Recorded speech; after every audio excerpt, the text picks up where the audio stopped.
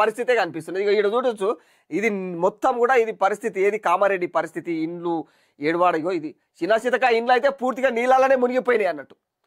కాలనీలు మొత్తం అంటే నువ్వు చిన్నపాటి కాలనీలు మొత్తం దాదాపు మొత్తం నీళ్ళలోనే. అసలు ఇప్పటికి కూడా నీళ్ళ నుంచి బయటకు రాని పరిస్థితి ఉన్నది ఆ కాలనీల పరిస్థితి. ఇదంతా వర్ష బీభత్సం ఈ రీతిలో ఉన్నది. ఇట్లా ఉన్న టైంలో వీళ్ళేమో ఫోటోషూట్లకు పోయి ఇక ఎవరిని మెప్పిద్దామని ఏం రాజకీయాలు అర్థం కాని పరిస్థితి.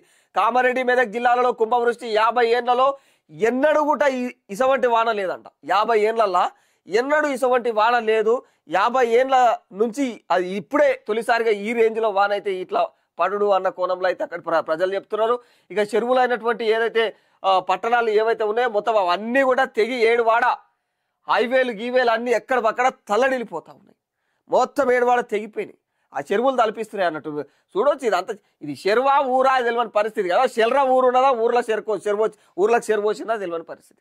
అట్లా పరిస్థితి వర్ష బీభత్సం క్లౌడ్ బర్స్ట్ వల్ల ఇంత ఇబ్బందులు ఆడున్న పరిస్థితులు కామారెడ్డి ప్రజలు ఇంత ఇబ్బందులు ఎదుర్కొంటా ఉంటే ఆడ ఏడా జాడా కనిపించలేదు. కామారెడ్డి ఎమ్మెల్యే ఆ ఏరియా ఆ ప్రాంతం కామారెడ్డి ఎమ్మెల్యే ఏడా జాడా కనిపించలేదు. మరి అన్న ఏడా కూర్చున్నాడు అనేది కూడా ఇంకెవరికి కూడా అర్థం కావట్లేదు అని చెప్పేసి కొందరు అంటున్నారు. అంటే ఫోటోషూట్లలో ఇలా కనీసం ఫోటోషూట్లలో కనిపిస్తున్నాయి కదా, అన్నయ్య కనీసం ఫోటోషూట్ కూడా లేదు.